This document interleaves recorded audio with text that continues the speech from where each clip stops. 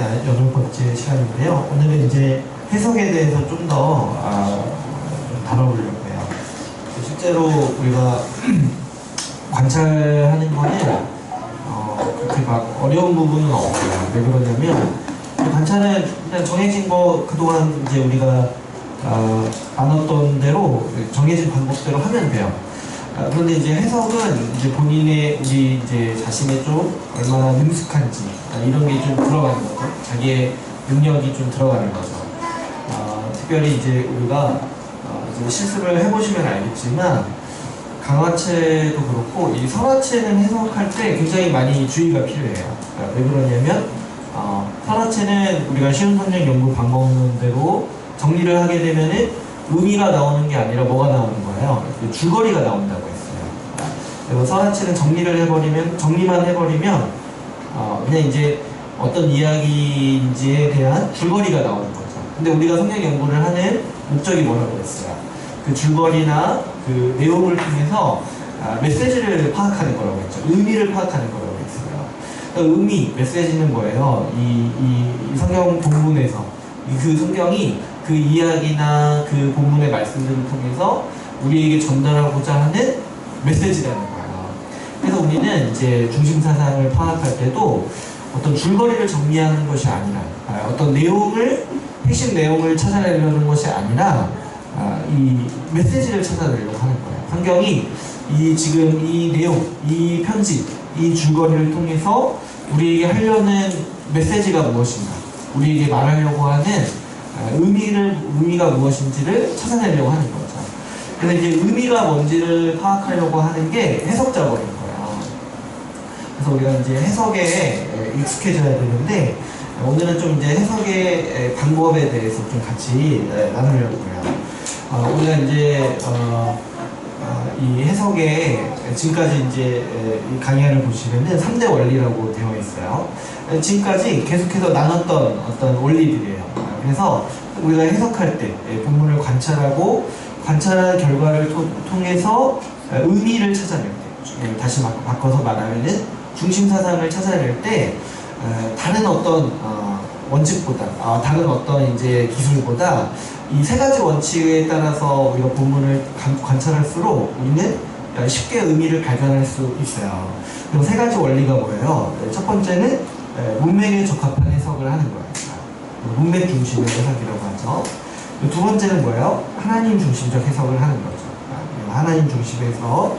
세 번째는 본문에 근거한 해석을 한다는 거예요. 본문 중심 해석입니다. 그래서 이 세 가지 원칙만 기억하시면 나머지 뭐 이렇게 우리 뭘 해야 되고 뭘 해야 되고 이런 거는 아주 구체적인 문제예요.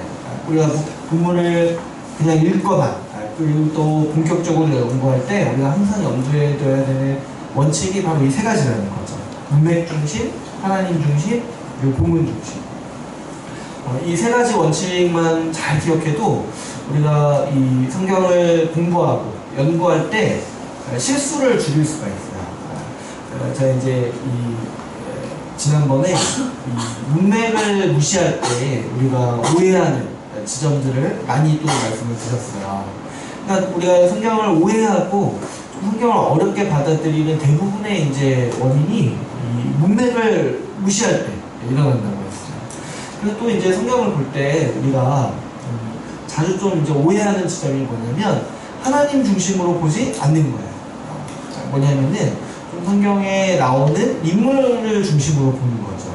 그래서 뭐 이렇게 이게 이제 많은 분들이 오해하는 경우가 어떤 이제 바울의 이야기가 나오고 또 다윗의 이야기가 나오고 이런 인물이 나오잖아요. 근데 이제 그 인물의 행동이나 그 인물을 어떤 주인공으로 놓고 생각을 하게 된다는 거죠. 하나님. 왜냐면 이야기 중심에 그 인물이 나오기 때문에.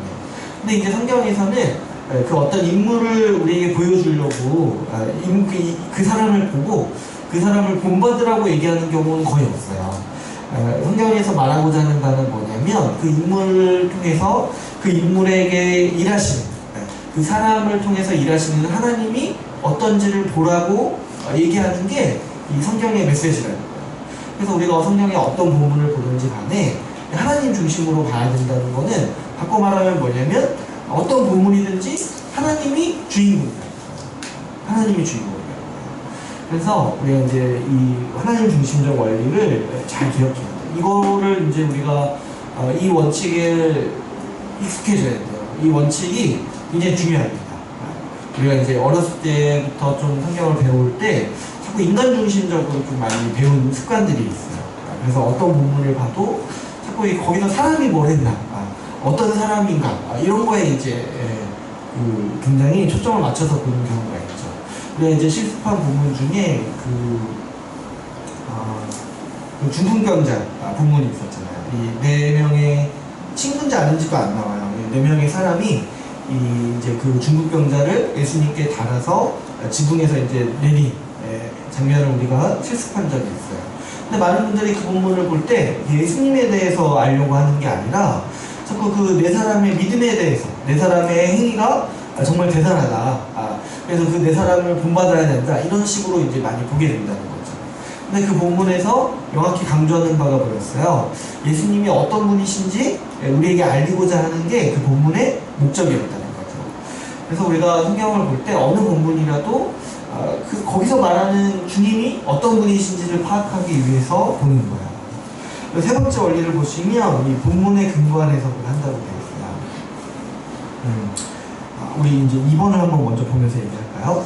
처음에 문맥에 적합한 해석을 할 때 제가 이제 많이 말씀드렸죠. 이 단어나 문장보다는 흐름을 중점적으로 보면서 이해를 한다고 했어요. 그래서 이 어떤 성경 본문에 너무 이렇게 세세한 부분, 어떻게 이제 좀 약간 이제 주변부에 있는 부분에 너무 이렇게 시간을 많이 쓰거나 치우치지 말고 항상 염두에 둘 게 뭐냐면 본문에서 가장 많이 말하고 있는 거, 본문에서 말하는 중심 사상을 중심으로 보려고 하는 거, 이게 이제 문맥을 중심으로 보는 거예요. 본문에서 말하고자 하는 바에 먼저 신경을 써서 보는 거예요. 우리가 근데 성경 볼 때 자꾸 이제 어떤 게 있냐면 자꾸 좀 이렇게 뭔가 논쟁거리, 뭔가 좀 이렇게 저기 끝에 있는데 약간 거기서 좀 약간 복잡해 보이는 부분에 먼저 신경을 쓰고 먼저 좀 거기에 시간을 많이 쓰는 경향이 있어요. 근데 그러지 말고 성경에서 좀 더 쉽게 분명하게 말하는 부분에 우리가 중심사상에 초점을 맞춰서 성경을 봐야 하는 거죠. 두 번째 원리에서 이 하나님 중심적으로 해석한다는 거, 방금도 말씀드렸지만 이 은혜의 관점, 항상 이제 본문에서 하나님이 어떻게 행하시는가, 하나님이 어떤 분이신가에 우리는 이제 온 초점을 맞춰서 이 본문을 보는 거죠. 세 번째로 이 본문에 근거한 해석을 하는 거예요. 이제 많은 분들이 성경을 보실 때 본문에서 말하지 않은 부분을 자꾸 얘기를 해요. 뭐냐니까 본문을 보고 나서도 자꾸 그거를 자기 생각대로, 그리고 자기 어떤 입맛대로 바꿔서 생각을 한다는 거죠. 근데 이제 본문에서 분명하게 말하고 또 본문에서 강조하고자 하는 바를 우리가 먼저 보고 그거를 이제 중심으로 본문을 파악할 수도 있어야 됩니다.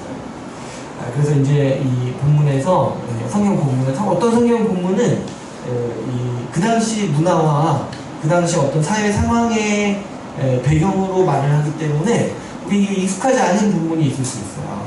그런데 그럴지라도 그 본문에서 문법적으로나 그리고 또 이렇게 문맥적으로 강조하는 바가 있어요. 그래서 이제 반복해서 사용한다거나 대조해서 사용한다거나 굉장히 이제 뭔가 강조한다거나 이런 것에 우리가 초점을 맞춰서 봐야지 어떤 이제 우리가 좀 낯설고 좀 우리가 좀 쉽게 파악할 수 없는 부분에 치중하는 것이 옳지 않다는 거죠. 그래서 이제 모호하기보다는 좀 명백하게 본문에서 말하고 있는 바, 여기에 먼저 초점을 맞춰서 보는 것이 우리가 성경을 이해하고 해석할 때 이제 합당한 자세인 거죠. 그렇다면은 이렇게 한장 넘기셔서 우리가 그동안 어떻게 이 세 가지 원칙을 우리 방법론에, 우리 신흥성경 방법론에 적용했는지 한번 말씀을 드릴게요. 그러니까 이제 문맥 중심으로 본다는 거는 먼저 이제 기초적인 건 뭐예요? 성경 본문을 딱 놓고 그 본문부터 시작하는 게 아니라 뭐예요? 그 앞에 어떤 얘기가 있었는지 그리고 그 뒤에 어떤 얘기가 있는지 문맥을 파악하는 거라고 했어요. 그래서 어떤 성경 본문도 그냥 그 본문을 딱 떼서 보는 게 아니라 앞뒤 이야기를 파악하면서 읽는 거라고 했어요. 그리고 그래서 이제 우리가 처음 시작할 때 흐름 파악하기, 문맥을 파악하고 시작을 하는 거죠. 그래서 문맥을 중심으로 본다는 거는 아주 기본적인 자세고, 그리고 이제 우리가 어떤 본문을 해석하더라도 가장 이제 우리가 생각해야 될 게 뭐냐면 앞뒤 문장에서 어떻게 말하고 있는가, 내가 궁금한 것에 대해서 혹시 앞에 본문에서 말하고 있지 않은 것을 항상 염두에 두고 찾아야 하는 거죠. 두 번째로 하나님 중심은 우리가 이제 관찰 단계에서 하나님 찾기를 하죠. 우리가 하나님 찾기를 하는 거는 기계적으로 한번 이렇게 찾아봅시다 이거 하는 게 아니에요. 왜 하나님 찾기를 하는 거냐면 본문에서 말하고 있는 하나님이 어떤 분인지 우리가 하나님 중심적으로 본문을 보기 위해서 하나님 찾기를 하는 거예요. 그래서 우리가 이제 관찰 단계에서 이 작업을 하는 거죠. 본문 중심으로 본다는 거는 언제 우리가 하게 될까요? 우리가 강조점을 찾으면서 본문의 어떤 이 강조하는 것, 본문의 어떤 문법적으로 그리고 이 어떤 기술적으로 강조하는 바를 찾으려고 하죠. 이게 이제 본문을 중심으로 본문에서 강조하고자 하는 바를 우리가 파악하기 위해서 하는 작업들이에요. 그래서 이런 이 세 가지 원칙을 항상 기억하시고 우리가 관찰한 바를 해석할 때 이 세 가지 원칙만 지킨다면은 우리가 올바른 해석을 할 수가 있고 최대한 실수를 줄일 수가 있어요. 그래서 우리가 이제 잘못된 해석 그리고 이제 좀 올바르지 않은 해석들은 보면은 이 세 가지 원칙에서 벗어나 있는 경우가 많아요. 그래서 한 가지 예를 한번 이제 보면서 우리가 이 해석 원리들이 어떻게 우리가 해석에 실제로 적용될 수 있는지를 한번 살펴보려고 합니다. 제가 이제 예시 본문으로 사사기 본문을 가져왔거든요. 사사기 6장 11절, 18절 말씀이 있는데요. 우리 같이 한번 읽어보고 시작하겠습니다. 16절부터 같이 한번 읽어볼게요. 시작. 여호와의 사자가 아미스 사람 요아스에게 속한 오라에 이르러 상전이나 아래에 앉은지라.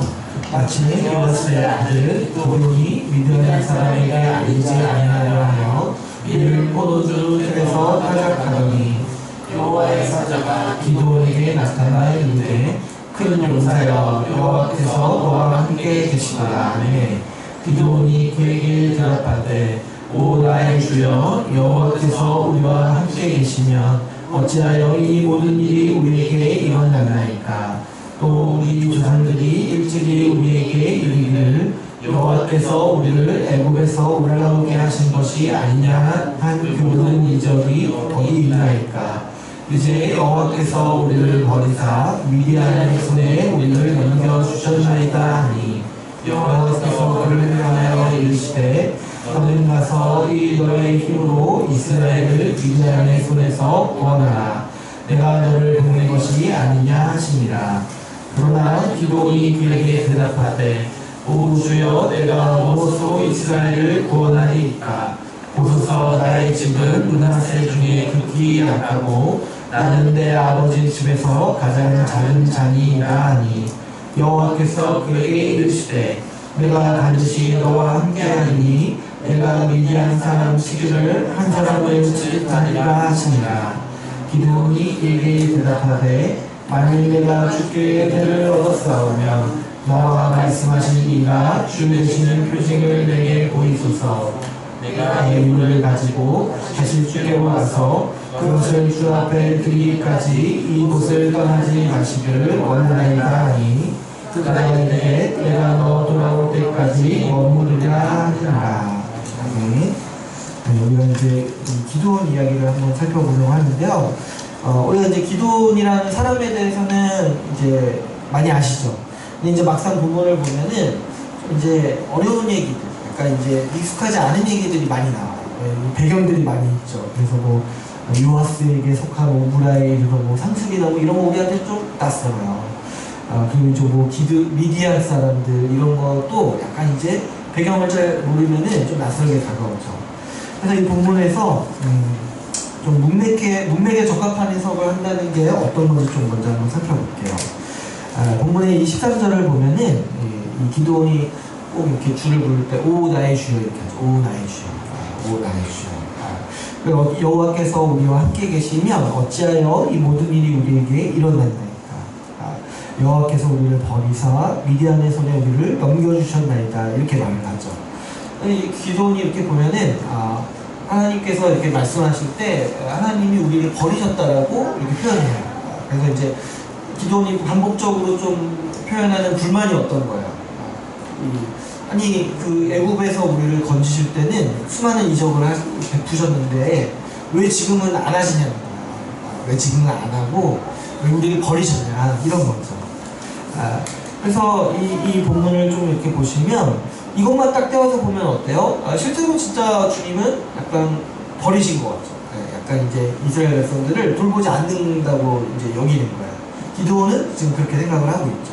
근데 이것만 보면은 기드온의 말이 계속 나오다 보니까 기드온의 말이 맞는 것 같아요. 주님이 진짜 돌보지 않는다 이렇게 볼 수가 있어요. 근데 이제 우리가 앞뒤 문맥을 보면은 하나님이 왜 이 이스라엘을 미디안이라는 민족의 손에 넘기셨는가, 미디안의 지배를 받게 하셨는가 했을 때, 그거는 이제 이스라엘을 하나님 버리셔서 그런 것이 아니라, 우리가 사사기 배경이나 앞에 본문을 보면 어떻게 나와 있어요? 그들이 이스라엘 백성이 우상 숭배하고 악을 행하였기 때문에 하나님께서 심판하시는 거라고 나와 있죠. 그래서 이제 6장 1절, 10절에 보면은 이스라엘이 하나님의 목전에서 악을 행하였다라고 기록하고 있어요.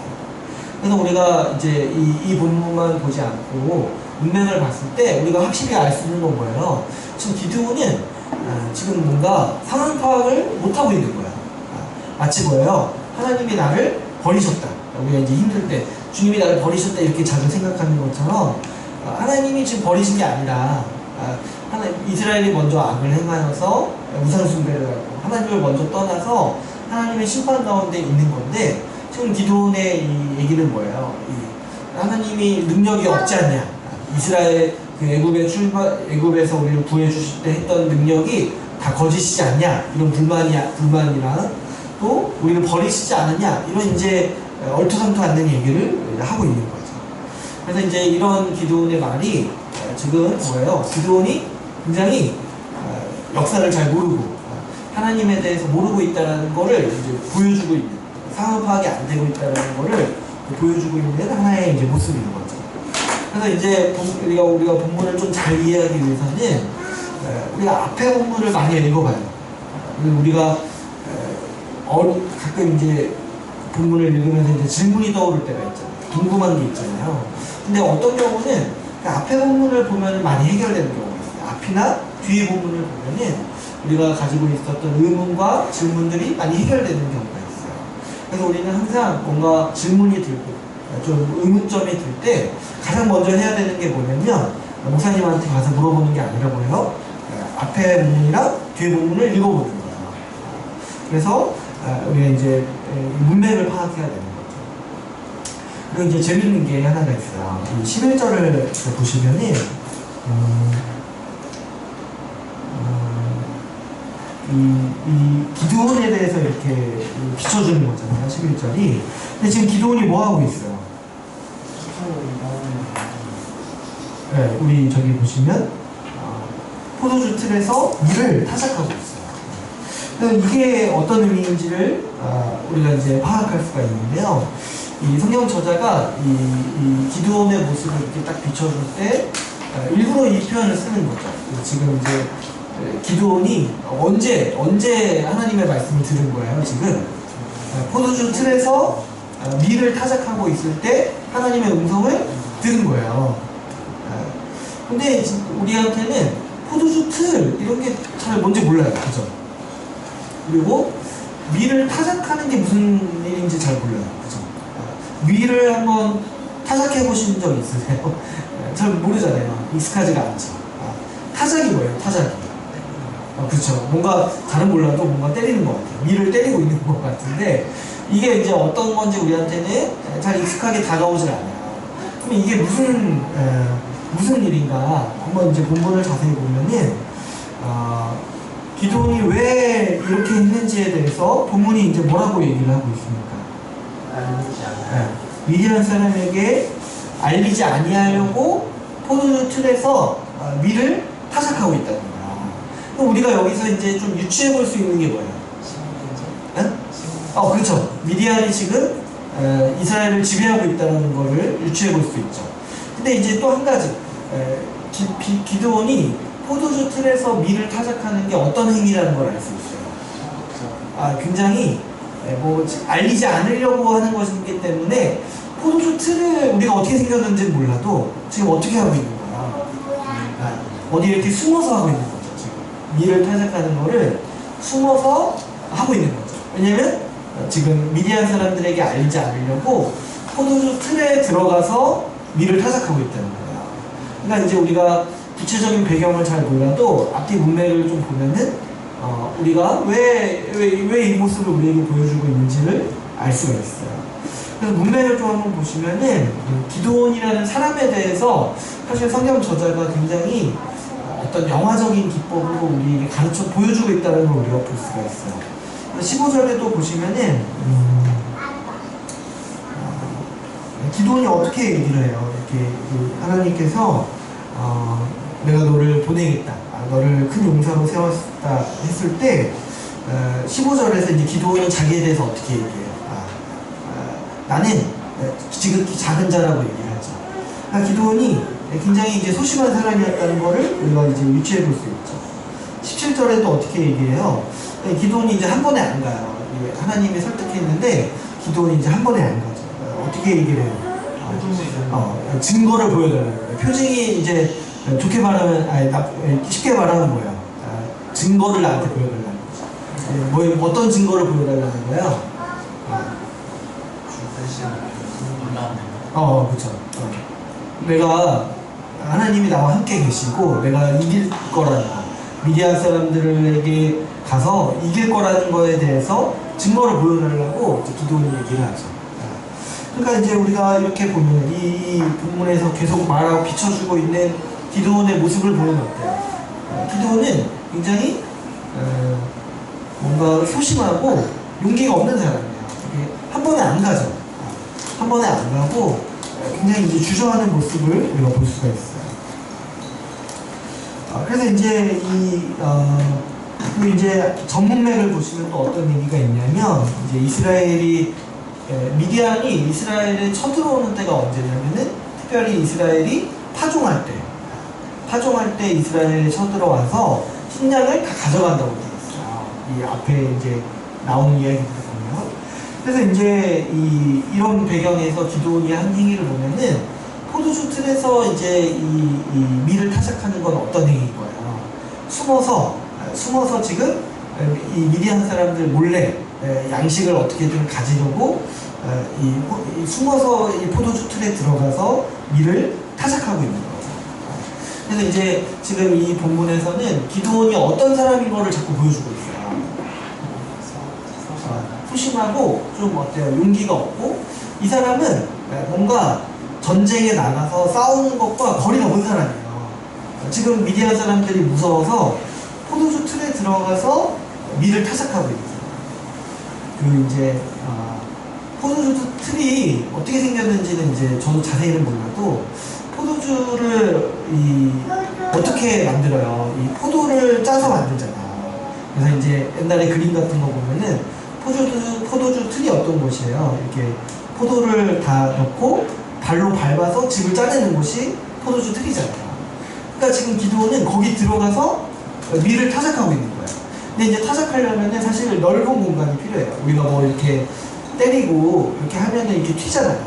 그러니까 넓은 데서 해야지 타작이 되는 거예요. 근데 이제 이 기드온은 그걸 공개적으로 하지 못하는 사람이고, 그래서 이제 숨어서 몰래 하고 있고. 그래서 이제 굉장히 이 성경 저자가 기드온의 모습을 이렇게 비춰주는 게 의미가 있는 거예요.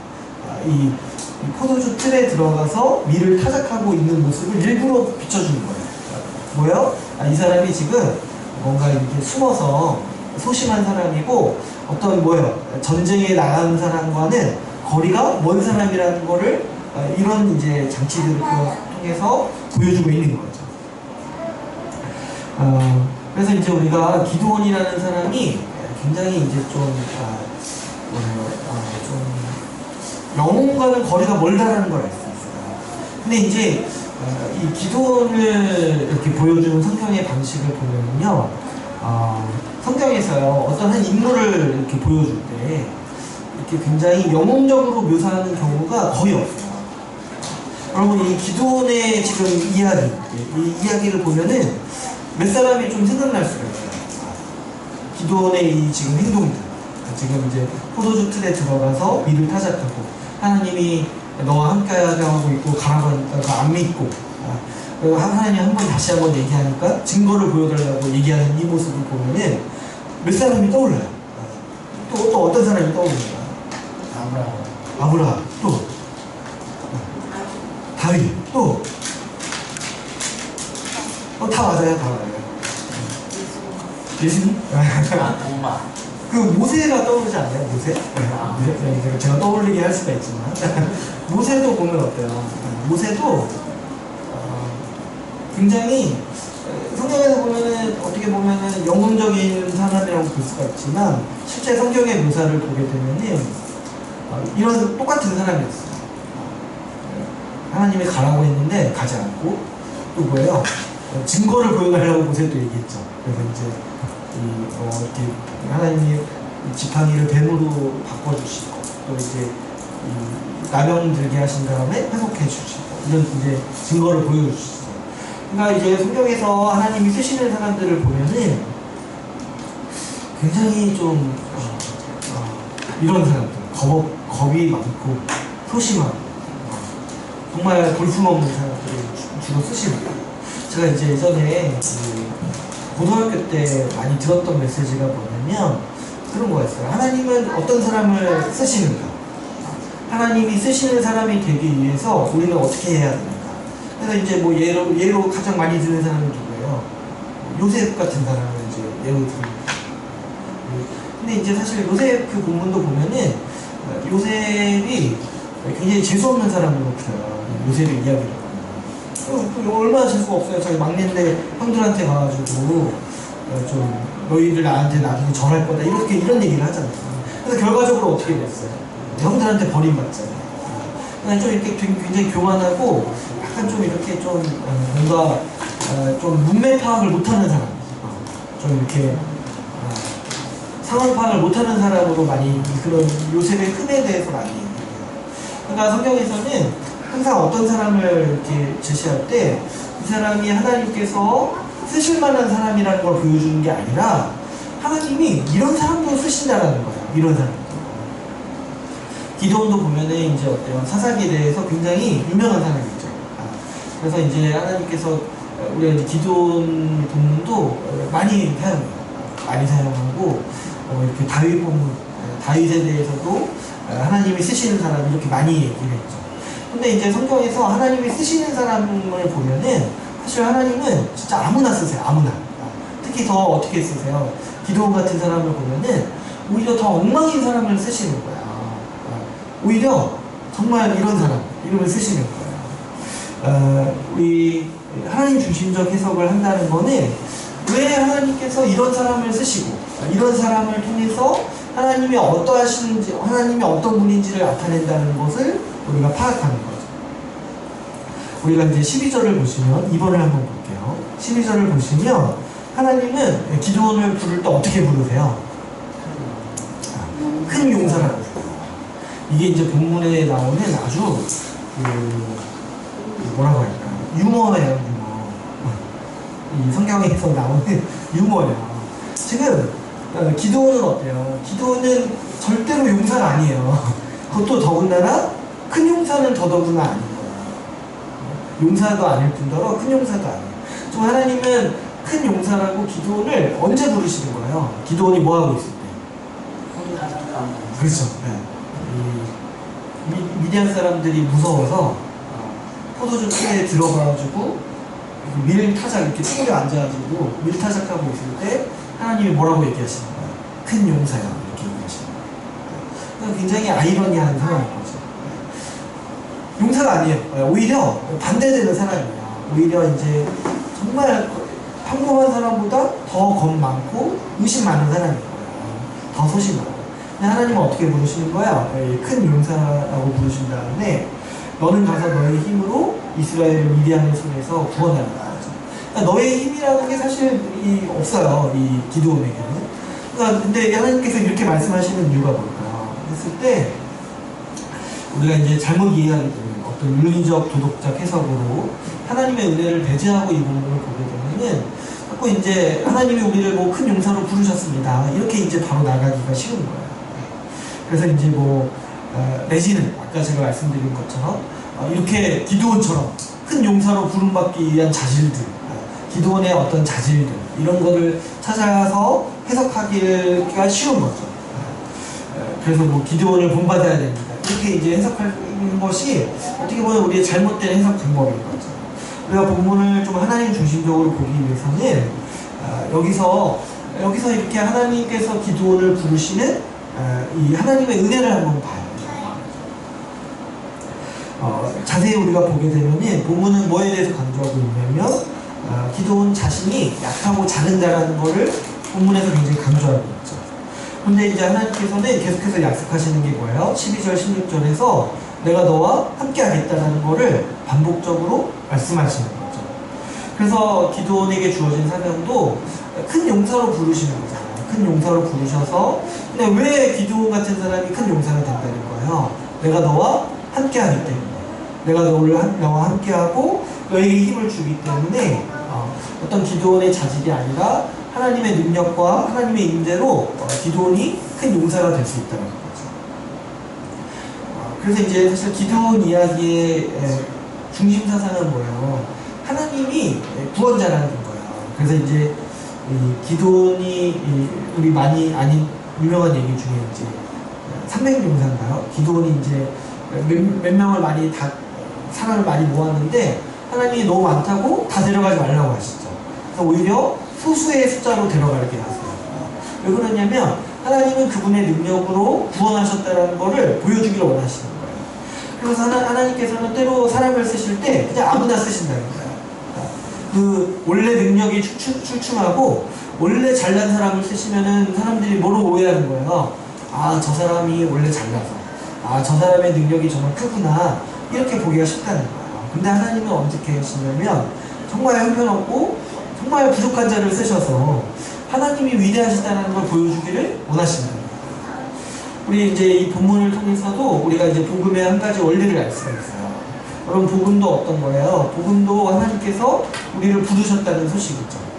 복음도 이 복음의 이 은혜도 뭐냐면은 우리가 원래 죄인인데 우리를 의인으로 부르셨다는 소식이에요.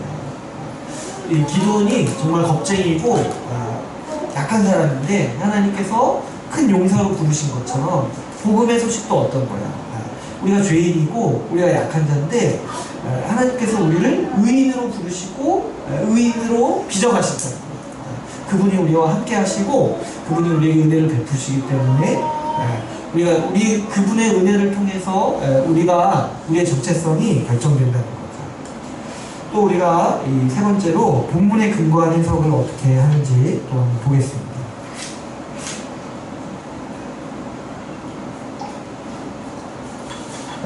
이제 기드온이 특히 이제 구약 본문 같은 경우를 보게 되면은 낯선 얘기들이 많이 나와요. 그죠? 그래서 어떤 배경이나 족보나 또 어떤 이제 그 당시 지명이나 그 당시 상황에 대한 얘기가 나오면은 우리에게 좀 낯설게 다가오고 좀 어렵게 다가올 수가 있어요. 근데 그럴 때 우리가 이제 해야 되는 작업이 뭐냐면 본문이 어렵다고 생각하지 마시고 본문에서 강조하고 정말 명백하게 드러내는 것이 무엇인가를 파악하는 거예요. 오늘 우리가 읽은 본문에서 가장 이제 명백하게 드러나는 게 뭐냐면 하나님께서 기드온에게 말씀하시는 거예요. 그래서 기드온을 부르시고 기드온에게 이스라엘을 구원하라고 말씀하시고 또 여러 번 반복해서 약속하시는 게 뭐예요? 내가 너와 함께 하겠다는 약속이죠. 그래서 뭐 아무리 이제 어떤 그 당시 사회 문화나 배경이 나올지라도 이 본문에서 강조하고 명백히 나오는 바는 뭐예요? 하나님이 기드온과 함께 하시겠다는 중심 메시지가 있다는 거죠. 그래서 우리가 이제 여기 나오는 배경 그리고 이제 나중에 기드온이 하나님께 뭐 여러 가지 표징을 요구해요. 기드온이 한 번이 아니라 두 번을 요구하죠. 근데 우리가 이제 그런 이제 특이한 요구들이 잘 이해가 안 가서 여기에 대해서 어렵고 이해가 가지 않는다라고 여길 수 있어요. 근데 이제 본문에서 주요하게 강조하는 바는 뭐예요? 기도원이 뭔가 요구하는 바의 의미를 우리에게 가르쳐 주고자 하는 게 아니라 하나님께서 지금 기도원을 어떻게 대하시냐는 거예요. 그래서 이제 주요하게 나타나는 이 본문의 중심 사상을 먼저 파악해야 되는 거지, 뭐 이렇게 본문에 나오는 이제 부차적인 기도원이 여기서 이렇게 말하는 어떤 배경이 무엇이고 이런 이제 포도주 틀이 무엇인가 이런 것들을 굳이 이렇게 여기에 이제 시간을 많이 쓸 필요가 없다는 거죠. 이런 것들은 나중에 중심 사상을 파악한 이후에 나중에 더 공부하면 되는 거죠. 어떤 분들은 이제 본문을 보다가 자꾸 이렇게 잘 모르겠는 거예요. 약간 궁금증을 자아내는 것에 시간을 많이 쓰고 치중하게 돼요. 그런데 우리가 본문을 쉽게 보려면 어떻게 해야 되는 거예요? 그런 거에 먼저 시간을 쓰지 말고 먼저 본문에서 나타나오는 명백한 의미, 명백히 강조하는 메시지를 찾고 강조점 위주로 우리가 본문을 파악하려고 해야 하는 거죠. 본문에는 이제 여러 번 강조하고 있는 바가 뭐예요? 하나님께서 기도원에게 말씀하시는 내용들이죠. 12절에서 하나님의 말씀, 기도원을 큰 용사로 부르시는 말씀, 그리고 16절에서 기도원을 향한 약속, 그리고 14절에서 내가 너와 함께하겠다, 내가 너를 보내겠다. 이 반복적으로 나와 있는 말씀들이 본문을 볼 때 우리가 주요하게 파악하는 명백한 본문의 메시지라는 거예요. 그래서 우리가 본문을 볼 때 아무리 낯설고 어려운 얘기들이 나올지라도 그런 것들은 좀 뒤로 미루고 가장 우선적으로 봐야 될 건 뭐예요? 본문에서 나오는 명백한 언급들이 무엇인가, 본문에서 강조하고 있는 바가 무엇인가를 먼저 살펴야 하는 거죠. 그래서 이제 본문에서도 보면은 여러 가지 이제 복잡한 얘기들이 나오긴 하지만 그럼에도 우리가 이제 본문에서 나오는 명백한 얘기들이 뭐예요? 하나님이 기도원 너와 함께 하겠다. 그래서 너를 이스라엘을 구원할 자로 내가 너를 보내겠다. 이 메시지가 본문에 나와 있는 명백한 이제 사상인 거죠. 그래서 우리가 이제 본문을 볼 때 이처럼 먼저 이 명백하게 나와 있는 메시지를 먼저 찾아내고 그 다음에 좀 이제 약간 이제 궁금한 거, 그 다음에 찾을 수가 있는 거예요. 그래서 우리가 본문 중심을 본다는 거는 본문에서 명백하게 말하고 있는 부분을 먼저 보고 그 다음에 내가 좀 궁금한 걸 찾는 이런 이제 태도, 이런 이제 방식을 얘기하는 겁니다. 그래서 우리가 세 가지 꼭 기억하시면 돼요. 첫 번째로 뭐였죠? 문맥 중심으로. 두 번째로는요, 하나님 중심으로 보는 거. 세 번째로는 뭐예요? 본문을 중심으로 보는 거. 그래서 본문을 볼 때 어떤 내 기호나 어떤 내 스타일을 고집하시면 안 돼요. 어떤 내 궁금점, 이런 것들을 중심으로 보는 게 아니라 본문에서 제발 보라고 하는 거, 본문에서 가장 많이 얘기하는 거, 이걸 중심으로 보는 거예요. 그래서 이제 사실 이제 신학생들도 여기에 이제 현혹되기 싫어요. 신학생들은 항상 이제 뭔가 좀 깊은 의미를 발견하고 싶으니까 어때요? 복잡하고 뭔가 이제 남들은 모르는데 내가 좀 파면 알 수 있을 것 같은 거에 먼저 치중하기 쉽죠. 근데 이제 그런 것보다는 뭐예요? 본문에서 보라고 하는 거를 제발 보는 게 우리가 이제 성경을 연구하는 가장 기초적인 방법. 그래서 우리 이제 실습 본문이 있는데요. 우리 10분 정도 쉬고 같이 한번 이 원칙을 좀 생각하면서 실습을 같이 해보도록 하겠습니다. 10분 뒤에 한번 같이 볼게요.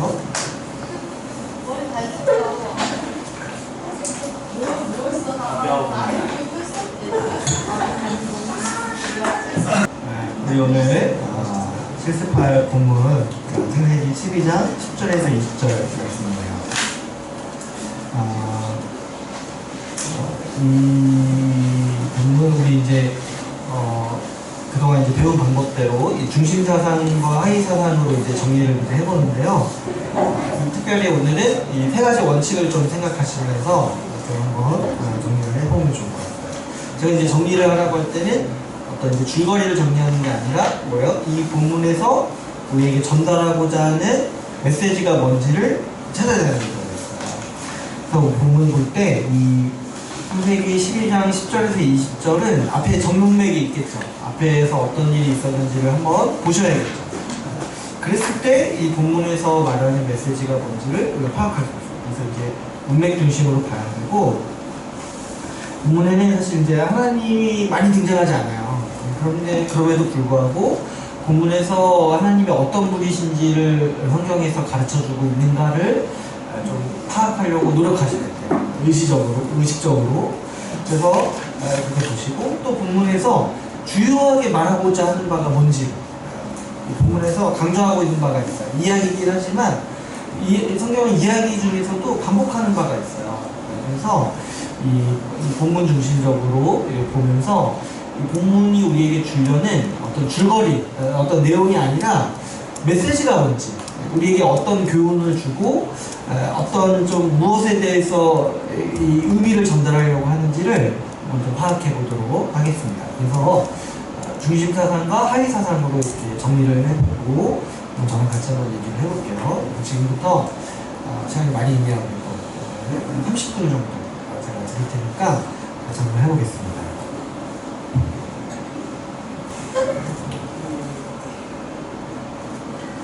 이게 이제 이야기체라서 이제 좀 흐름을 알면은 더 좀 이해할 때 도움이 되겠죠. 중심 사상을 다 어떻게 좀 잡으셨나요?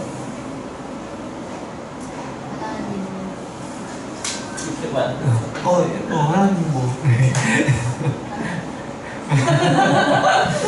하나님은 택하신 백성을 반드시 약속하신 땅으로 이끄신다. 약속하신 거? 땅으로 이끄신다. 뭐 구원을 이끄신다? 구원을 이끄신다?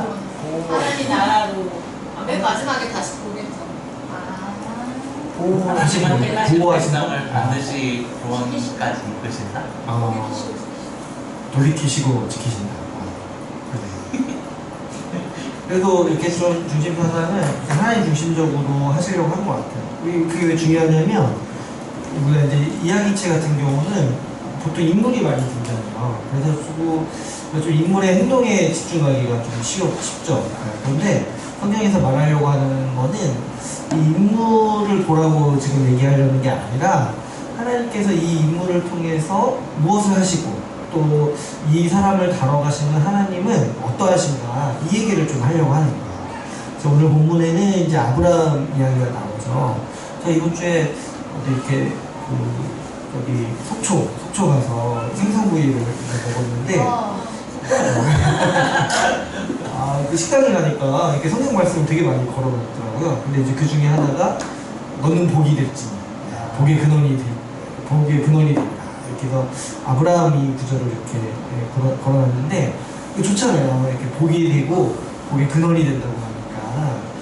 근데 이제 그러면 이제 아브라함이라는 사람이 왜 복을 받는지 이제 우리가 생각을 해볼 때, 보통 이제 우리가 기본적으로 사람들이 자주 생각하는 게 뭐냐면, 아브라함의 어떤 모습이 아브라함의 어떤 모습 때문에 하나님이 아브라함에게 복을 주신다라고 생각을 한다는 거죠.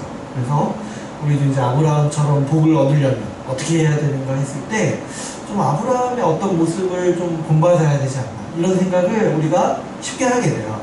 근데 실제로 이 아브라함의 이제 이야기를 보게 되면은, 아브라함이라는 사람이 하나님이 왜 택하셨는지를 우리가 이제 근거를 찾을 수가 없어요. 그러니까 뭐냐면, 뭔가 아브라함이 이뻐서 하나님이 택하시고 복을 주시겠다고 하신 게 아니라는 거를 우리가 금세 보게 돼요. 이 오늘 이제 우리가 읽은 10절, 20절 보면 어때요? 이제 아브라함이 12장 1절에 이렇게 등장해요.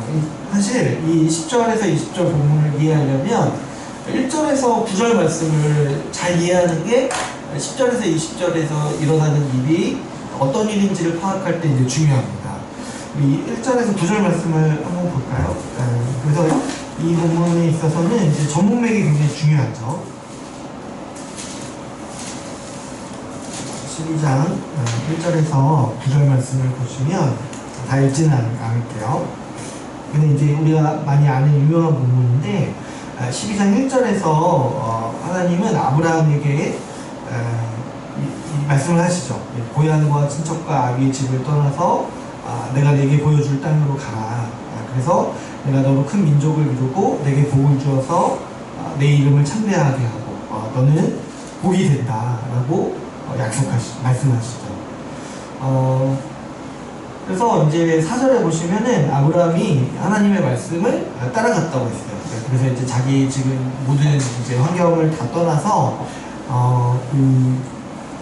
아브라함이 이제 하나님 말씀대로 하나님이 이르신 땅에 갔죠. 그래서 이제 어떤 분들은 이제 아브라함이 여기서 순종했기 때문에 하나님이 복을 주신다 이렇게 이제 해석하시는 경우도 있어요. 근데 이제 엄밀히 말하면 하나님은 먼저 복을 주신다라고 약속하신 거죠. 아브라함의 순종을 보시고 하신 거는 아니라는 거예요.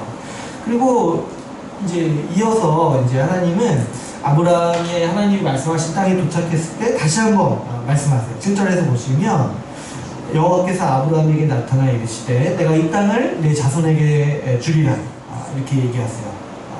그래서 이제 이 하나님은 아브라함에게 자손과 복과 이 땅을 약속해 주시는 거예요. 그런데 이제 오늘 우리가 읽은 10절부터 20절까지는 어떤 이제 아브라함의 모습이 나오냐면 어때요? 10절에 딱 등장하는 사건이 어떤 사건이에요? 기근이 일어났다는 거죠. 기근이.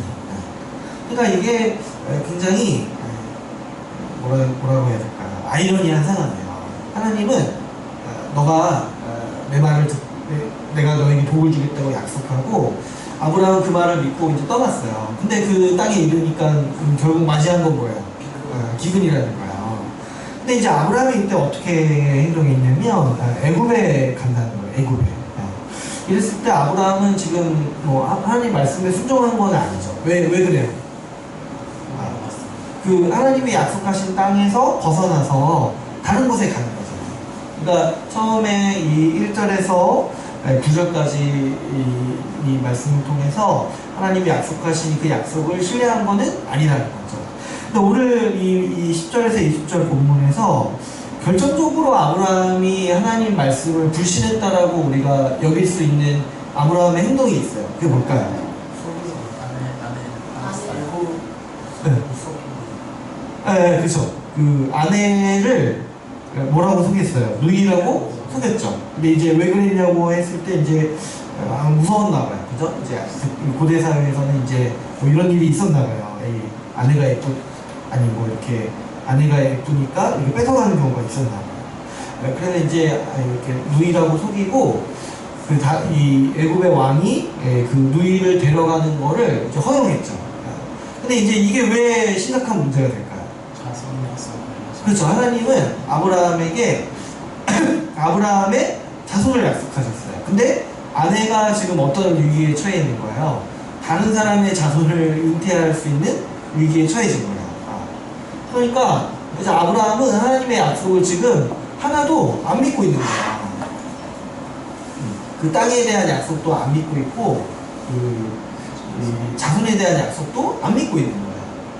또 어때요? 하나님은 복을 주시겠다고 약속하셨는데 지금 아브라함이 맞이한 건 뭐예요? 이 기근이라는 거야. 저 원래 아브라함은 어떻게 보면 잘 살았어요.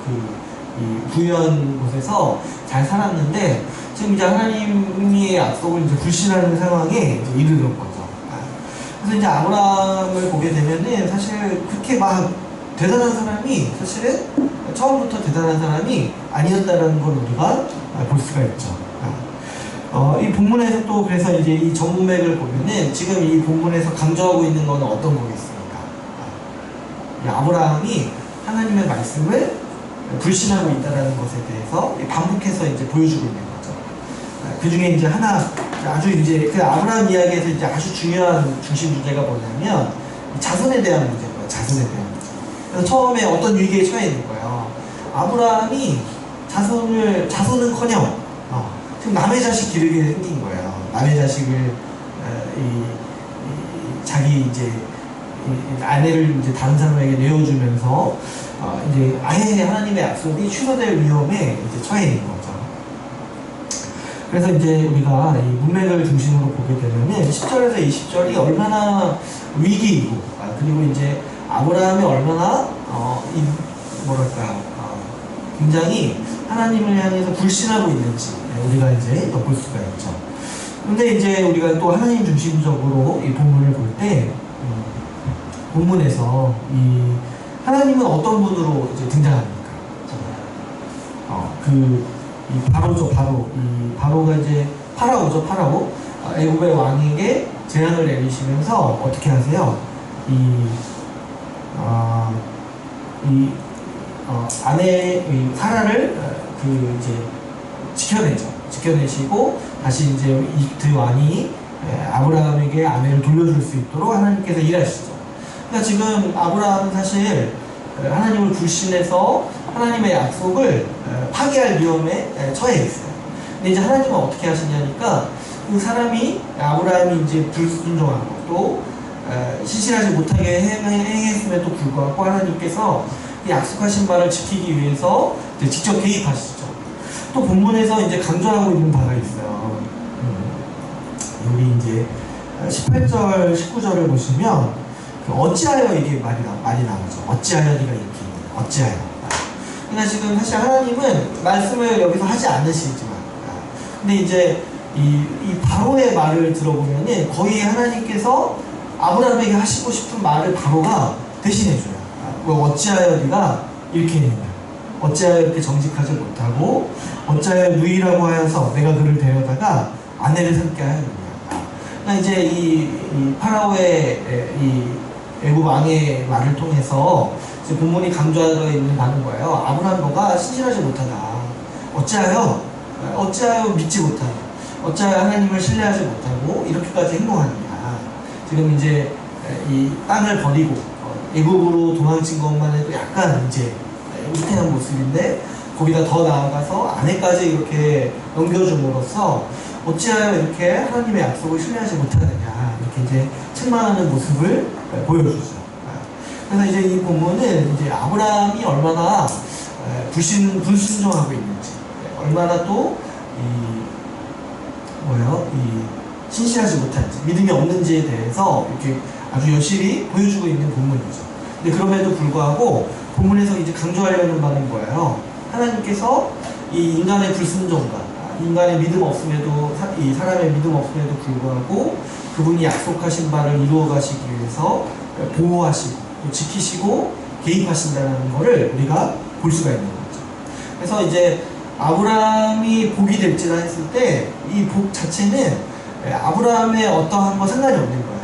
하나님께서 그 복을 이루어 가시고 주시기 위해서 일하시는 게 이제 하나님의 이 방법이라는 거죠. 그래서 이제 우리가 본문을 볼 때도 이 아브라함의 어떤 행위를 중심으로 보는 것이 아니라 이 아브라함의 어떠함에도 불구하고 하나님께서 신실하게 이루어 가시는 모습들을 우리가 볼 수가 있는 거죠. 그래서 우리가 이제 구약의 이 본문을 보더라도 하나님께서는 우리의 행위에 따라서 일하시는 분이 아니고 우리에게 약속하신 바에 따라서 일하시는 분이라는 것을 우리가 이제 볼 수가 있는 거죠. 우리가 이제 하나님을 크게 오해하는 게 뭐예요? 우리가 어떻게 하느냐에 따라서 하나님이 거기에 대해서 갚으시고 우리가 어떻게 하는 바에 따라서 하나님이 복 주신다고 우리는 흔히 생각해요. 근데 그런 것보다는 하나님은 그분의 약속에 따라서 행동하신다는 걸 우리가 볼 수가 있어요. 아브라함에게 먼저 약속하시고 비록 아브라함이 그 약속에 신실하지 못했지만 하나님은 그 약속을 지키시기 위해서 개입하시고 일하신다는 사실을 우리가 볼 수가 있죠. 그래서 여러분들이 이제 중심 사상을 잘 찾으신 거예요. 하나님께서 그분의 약속을 이루어 가시기 위해서 지키신다. 이렇게 우리가 이제 중심 사상을 잡아가면 되겠죠. 그러면 이 본문의 하위는 또 뭐가 있을까요? 하위 사상.